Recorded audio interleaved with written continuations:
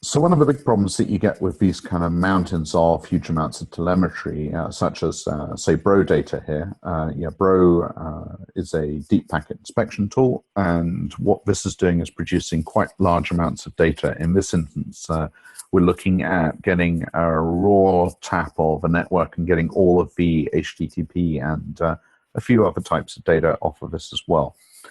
So to actually be able to make sense of this and investigate it, we're going to have to pivot and slice and dice this a little bit. So this is what these grouping capabilities at the top of the interface allow you to do.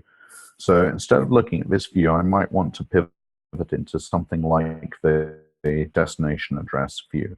So what this is going to show me is now all of those alerts grouped for an individual host. I can also then provide subgroups of that. So if I have a look at, say, the country that's been enriched against those, then I can see, this way around, it doesn't make a whole lot of sense, right? Because most IP addresses are only going to come from one country.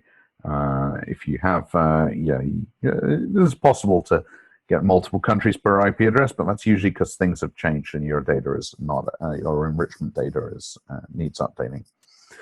So let's have a look at this the other way around. What we can do is drag this round and resort the order of these groupings. So we've now got something a little bit more sensible. So now let's look at, we always pick on Russia, so let's pick on France here for once.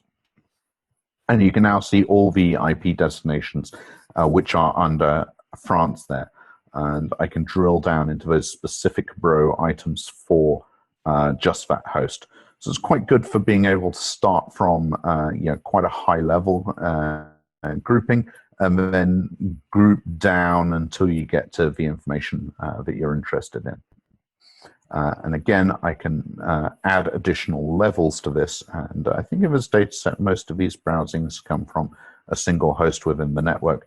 But quite a common way of pivoting this would be to start off at those high-level threat type indicators or a high-level threat field, dig down into the individual addresses, and then start to look at who within your organization was actually responsible for that. And you can narrow down to some quite fine-grained things. The other thing that you can do, of course, here is to, at these various levels, start to create meta alerts for those, to merge those together so that you can deal with them as a single instance. And of course, once I'm done with any of these groupings, I can go back to my main view just by clicking that ungroup there, and I'm back to being able to start from the mass of data.